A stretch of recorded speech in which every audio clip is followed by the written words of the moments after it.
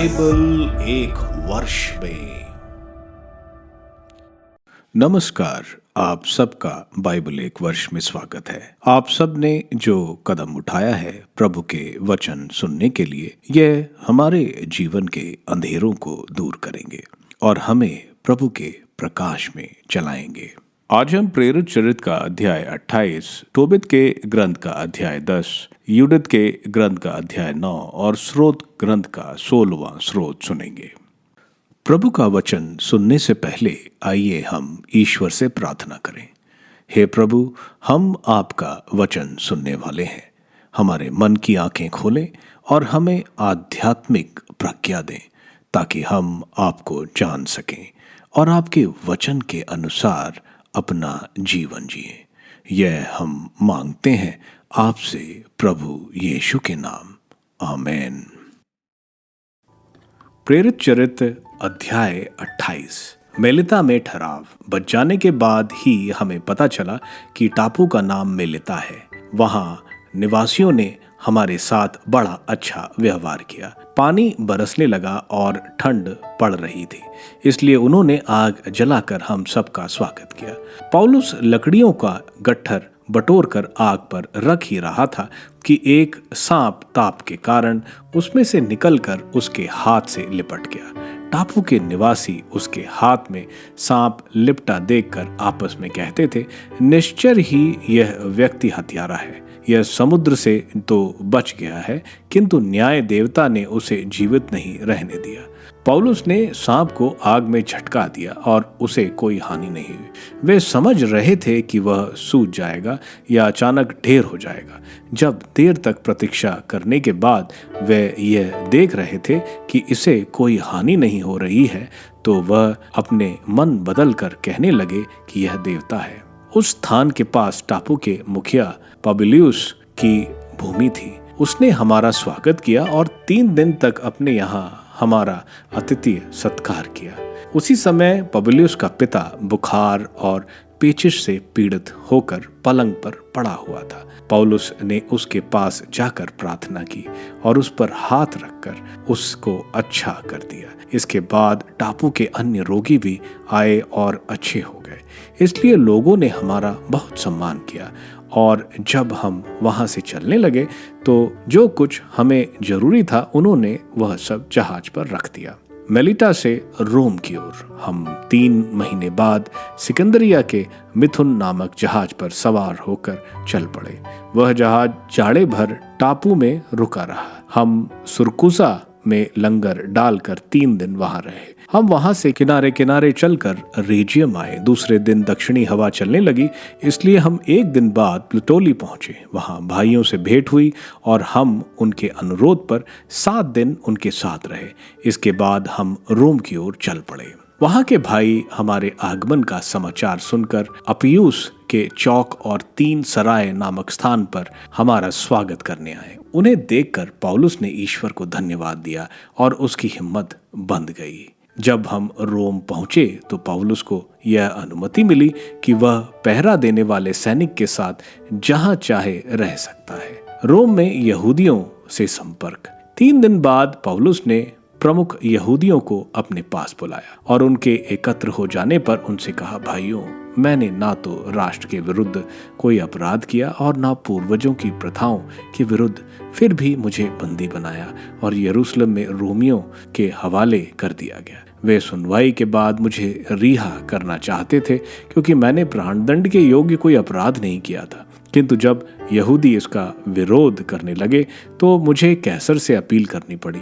यद्यपि मुझे अपने राष्ट्र पर कोई अभियोग नहीं लगाना था, इसलिए मैंने आप लोगों से मिलने और बातें करने का निवेदन किया, क्योंकि इज़राइल की आशा के कारण मैं जंजीर पहने हूँ। उन्होंने पौलुस से कहा, हम लोगों को यहूदियों से आपके विषय में कोई पत्र नहीं मिला और ना वहां से आए हुए किसी भाई ने आपके कोई परिचय दिया या आपकी बुराई की, किंतु हम आपसे आपके विचार सुनना चाहते हैं, क्योंकि हमें मालूम है कि इस संप्रदाय का सर्वत्र विरोध होता है। रोम में यहूदियों को पौलुस की चेतावनी।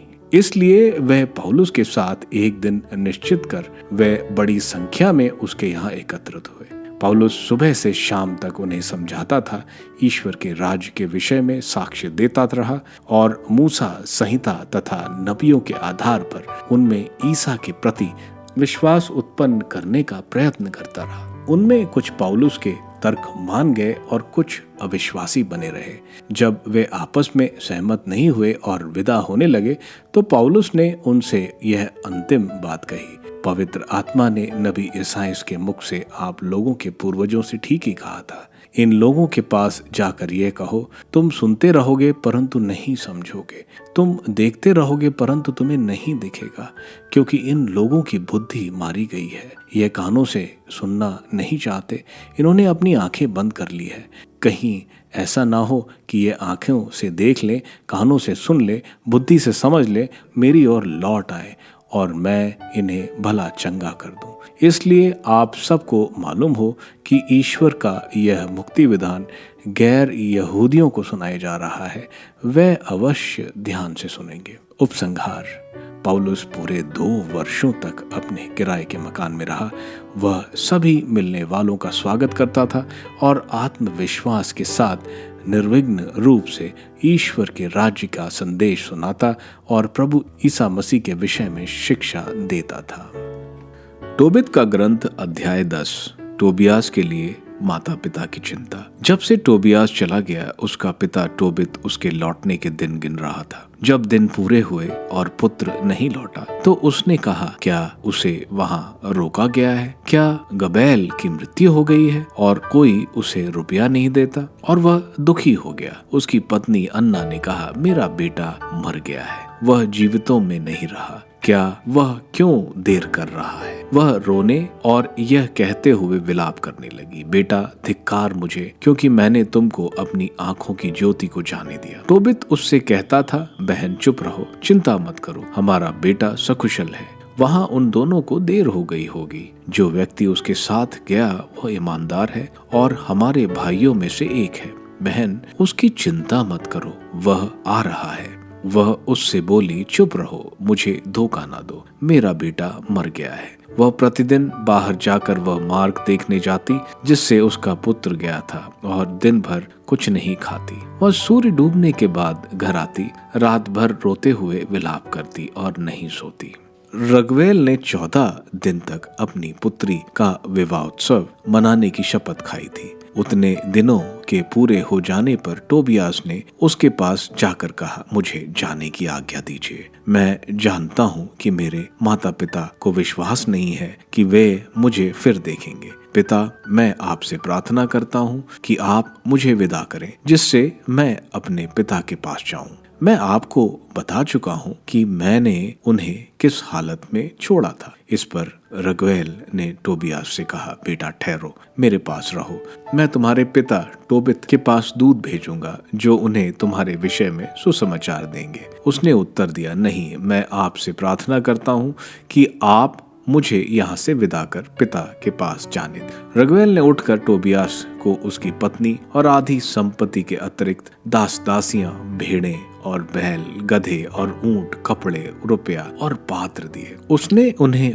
विदा कर जाने दिया और टोबियास से यह कहा, बेटा स्वस्थ रहो, सकुशल रहो, स्वर्ग का ईश्वर तुम्हारा पथ प्रदर्शन करे। आशा है मुझे मरने से पहले तुम दोनों के पुत्र देखने का सौभाग्य प्राप्त होगा। उसने अपनी पुत्री सारा का चुंबन किया और उससे कहा, बेटी अपने सास ससुर का आदर करना, क्योंकि वे अब से उसी तरह तुम्हारे माता पिता हैं जैसे हम हैं, जिन्होंने तुमको उत्पन्न किया है। बेटी शांति में जाओ, मैं तुम्हारे विषय में जीवन भर अच्छी बातें सुनता रहूं। उसने उसका चुंबन किया और दोनों को विदा किया। एदना ने टोबियास से कहा, पुत्र और प्रिय भाई, स्वर्ग का ईश्वर तुम्हारी रक्षा करे, जिससे मैं मरने से पहले तुम्हारे और अपनी पुत्री सारा के पुत्र देख सकूं और प्रभु के सामने आनंद मनाऊं। मैं तुमको अपनी बेटी सौंपता हूँ, उसे जीवन भर कभी कष्ट नहीं देना। बेटा शांति में जाओ, अब से मैं तुम्हारी माता हूँ और सारा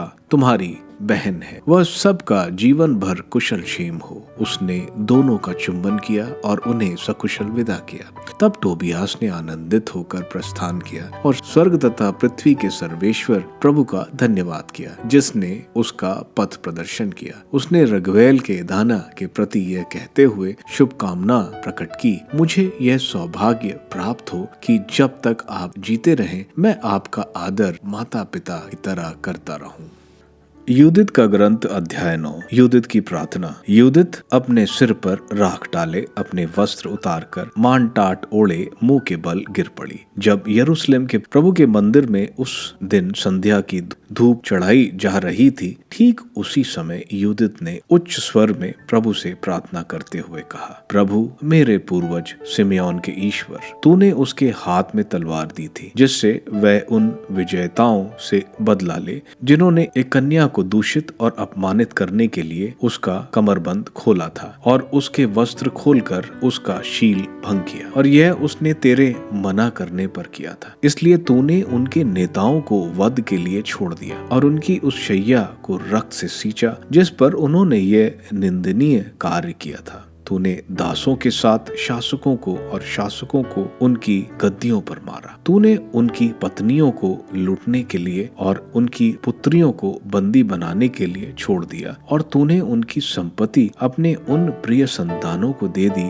जिनमें तेरे लिए बड़ा उत्साह था, जो अपने रक्त के दूषण से दुखी थे और जिन्होंने तेरी सहायता मांगी थी। ईश्वर, मेरे ईश्वर, मुझ विधवा की प्रार्थना स्वीकार कर। पहले जो हुआ था और बाद में जो हुआ, यह सब तेरे ही कार्य है। तूने वर्तमान और भविष्य की योजना की। तू जिन घटनाओं की योजना करता है वे पूरी हो जाती हैं। वे तेरे सामने आकर कहती हैं, देख हम प्रस्तुत हैं। तेरे सभी मार्ग प्रशस्त हैं और तू पूर्व ज्ञान के आधार पर निर्णय करता है। असुरियों की सेना कितनी विशाल है, उन्हें अपने घोड़ों और घुड़सवारों पर अभिमान है। वह अपने पैदल सैनिकों पर घमंड करते हैं। उन्हें ढाल, भाले, तीर और गोफान का भरोसा है। वे यह नहीं जानते कि तू वह प्रभु है जो युद्ध समाप्त करता है। तेरा नाम प्रभु है, शाश्वत ईश्वर। उनके सामर्थ्य का विनाश कर, अपने बाहुबल से उनकी सेना तितर बितर कर और क्रुद्ध होकर उनका साहस तोड़ दे, क्योंकि उन्होंने तेरे पवित्र स्थान को दूषित करने का, तेरा महिमामय नाम का निवास अपवित्र करने का और तेरी वेदी के कंगूरों को लोहे से काटने का निश्चय किया है। उनका अहंकार देख और उनके सिरों पर अपना क्रोध प्रकट कर। मुझ विधवा को वह महान कार्य संपन्न करने की शक्ति दे जिसकी योजना मैंने अपने मन में बनाई है। मेरे कपट पूर्ण शब्दों द्वारा दास के साथ स्वामी को और स्वामी के साथ दास को मार गिरा। विधवा के हाथ से उनका घमंड तोड़। तेरी शक्ति ना तो विशाल संख्या पर निर्भर है और ना तेरा सामर्थ्य शूरवीरों पर। तू दीनहीन लोगों का ईश्वर है, दलितों का सहायक, बलहीनों का रक्षक, उपेक्षितों का संरक्षक और निराश जनों का उद्धारक है। हाँ मेरे पिता के ईश्वर, इज़राइल के दाएं भाग के ईश्वर, स्वर्ग और पृथ्वी के स्वामी, समुद्रों के सृष्टिकर्ता, समस्त सृष्टि के अधीश्वर, तू मेरी प्रार्थना सुन। तू मेरे कपटपूर्ण शब्दों द्वारा उन लोगों पर प्रहार कर जिन्होंने तेरे विधान, तेरे पवित्र मंदिर सिय्योन पर्वत और तेरी प्रजा के निवास के विरुद्ध कुचक्र रचा है। अपनी सारी प्रजा, अपने सभी वंशों पर यह प्रकट कर कि तू समस्त सामर्थ्य और बल का ईश्वर है और तेरे सिवा इजरायली जाति का कोई अन्य रक्षक नहीं। स्तोत्र ग्रंथ स्रोत 16। प्रभु मेरा सर्वस्व। एक मिक्ताम दाऊद का। प्रभु मैं तेरी शरण आया हूँ, मेरी रक्षा कर। मैं प्रभु से कहता हूँ, तू ही मेरा ईश्वर है, तुझ में ही मेरा कल्याण है।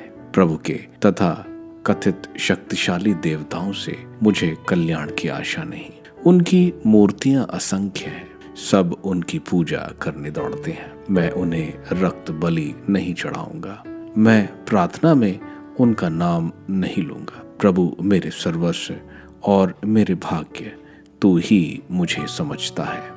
मेरा दाएं भाग बहुत रमणीय है, वह मुझे आनंद प्रदान करता है। मैं अपने परामर्श दाता ईश्वर को धन्य कहता हूँ।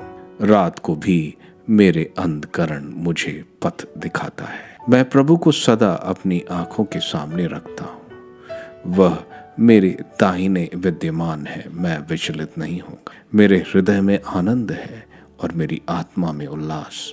मेरे शरीर भी सुरक्षित है, क्योंकि तू मेरी आत्मा को अधोलोक में नहीं छोड़ेगा। तू अपने भक्त को कब्र में गलने नहीं देगा। तू मुझे जीवन का मार्ग दिखाएगा। तेरे साथ रहकर परिपूर्ण आनंद प्राप्त होता है और तेरे दाहिने सदा के लिए सुख शांति।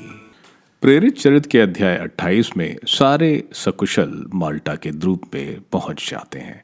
ईश्वर का हाथ इनके साथ था, इसलिए ये सुरक्षित पहुंचते हैं। माल्टा के लोग को बारबॉस बुलाया जाता था, क्योंकि यह ग्रीक भाषा नहीं बोलते थे, और जो भी ग्रीक भाषा नहीं बोलते थे उनको बारबरॉस बोलते थे।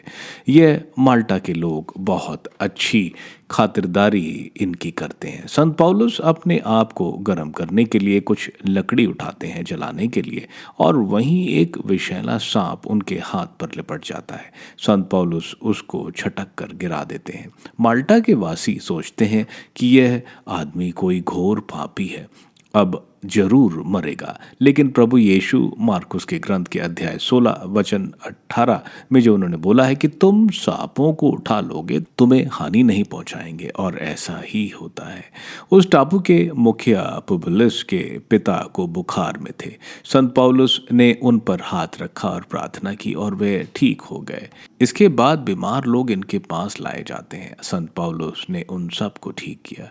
इस तरह ईश्वर की योजना थी कि इन भोले भाले माल्टा के लोगों को सुसमाचार सुनाए जाए, और इसलिए वह इस टापू पर पहुंचे। 3 महीने माल्टा में रहने के बाद एक अलेक्जेंड्रिया में से जो जहाज इटली जा रहा था, उसमें अपनी यात्रा ये शुरू करते हैं। वे इटली के तट पुटोली में पहुंचते हैं। विश्वासी दूर दूर से संत पौलुस से मिलने आते हैं। रोम में संत पौलुस हाउस अरेस्ट में रहे, लेकिन रहने का खर्चा खुद उनको करना पड़ा, और लोग उनसे मिल सकते थे। संत पौलुस यहूदी नेताओं को बुलाते हैं ताकि इन नेताओं के द्वारा अन्य लोगों तक सुसमाचार का संदेश पहुंचे। वे इनको बोलते हैं कि उन्होंने ना तो यहूदियों के प्रति, उनकी रीतियों के प्रति और रोमन के प्रति कोई अपराध किया है, क्योंकि यहूदी उनको रिहा करने के खिलाफ होने की वजह से संत पौलुस ने सीजर से न्याय की मांग की थी। संत पौलुस उनको बोल रहे हैं कि वह जंजीरों में इसलिए हैं क्योंकि वह पुनरुत्थान जो प्रभु यीशु से मिलता है, जो इज़राइल की उम्मीद है, उनकी वजह से वह बंदी हैं। रोम के यहूदियों को यरूशलेम के यहूदियों से कोई पत्र नहीं मिला था, क्योंकि समुद्र का मौसम खराब होने की वजह से उन्हें कोई चिट्ठियां नहीं आई थी संत पौलुस के बारे में। यहाँ यहूदी संत पौलुस को सुनना चाहते थे, क्योंकि वह एक राबी भी थे। बहुत संख्या में लोग आते हैं। सवेरे से शाम तक संत पौलुस उनको मूसा के ग्रंथ और नबियों के ग्रंथों से ईश्वर का राज्य जो प्रभु यीशु में पूर्ण होता है उसको बताते हैं। कुछ विश्वास करते हैं, कुछ नहीं विश्वास करते हैं। संत पौलुस उनको नबी आयसाया के अध्याय 6 वचन 9 से 10 में जो लिखा है वो बताते हैं, किस तरह मसीहा प्रभु यीशु को उनको अपने लोग यहूदी नहीं विश्वास करेंगे। ये सुनेंगे लेकिन समझेंगे नहीं। इसलिए संत पौलुस बोलते हैं कि मुक्ति का संदेश अन्य जातियों को दिया जा रहा है। संत पौलुस 2 साल रोम में रहे। इस दौरान उन्होंने सुसमाचार का प्रचार किया। उन्होंने एफिशियंस, फिलिपियंस, कोलोशियंस और फिलोमोन के नाम के पत्र इस समय में लिखे। टोबित के ग्रंथ के अध्याय 10 में टोबियास 14 दिन के बाद अब जाना चाहता है। वहाँ निनवे में टोबित और उसकी पत्नी विलाप कर रहे हैं कि इतना समय हो गया, वो वापस क्यों नहीं आया, कहीं कुछ हो तो नहीं गया। इधर टोबियास के ना मानने पर रगेल अपनी आधी जायदाद और अपनी बेटी को उसको सौंप देता है, आशीर्वाद के साथ, और दोनों को भेज देता है। जूडित के ग्रंथ के अध्याय 9 में जूडित अपने आप को राख लगाकर जो शोक दर्शाता है, ईश्वर से प्रार्थना कर रही है। वह सिमियोन के कुल से थी और वो ईश्वर को याद दिला रही है कैसे शेकम के पुत्र ने जब दीना का बलात्कार किया था, सिमोन ने शेकम वासियों को छल से मार डाला क्योंकि उन्होंने दुष्टता का कार्य किया। अब जब असीरियंस ईश्वर की जनता के खिलाफ घृणित कार्य कर रहे हैं तो ईश्वर उनको सजा दें। और एक औरत के हाथ से मारा जाना बेइज्जती मानी जाती थी। ईश्वर जो दीनहीन की रक्षा करते हैं जरूर रक्षा करेंगे। स्रोत ग्रंथ के 16वें स्रोत एक विश्वास और ईश्वर की रक्षा को बताता है। जो खुशी और आनंद ईश्वर के पास होने से होती है वहीं मूर्ति पूजा करने वालों को दुख और संकट ही देखने को मिलता है। स्रोत के 10वें वचन में दाऊद बोल रहे हैं कि ईश्वर अपने प्रिय का शरीर कब्र में खराब होने नहीं देगा। दाऊद की कब्र तो है और शरीर खराब भी हुआ, लेकिन यहाँ दाऊद आत्मा में लीन होकर प्रभु यीशु के बारे में बता रहे हैं जो मृत्यु के बाद तीसरे दिन फिर जी उठे, जो कब्र में नहीं रहे। आप सबको धन्यवाद ईश्वर के वचन सुनने के लिए। मैं आपसे विनती करता हूं कि आप बाइबल एक वर्ष में को दूसरों के साथ शेयर करें, क्योंकि प्रभु का वचन स्वयं प्रभु यीशु है। प्रभु को दूसरों को देने वालों को प्रभु की आशीष जरूर मिलेगी। मैं आप सबका बड़ी बेसब्री से कल इंतजार करूंगा। धन्यवाद।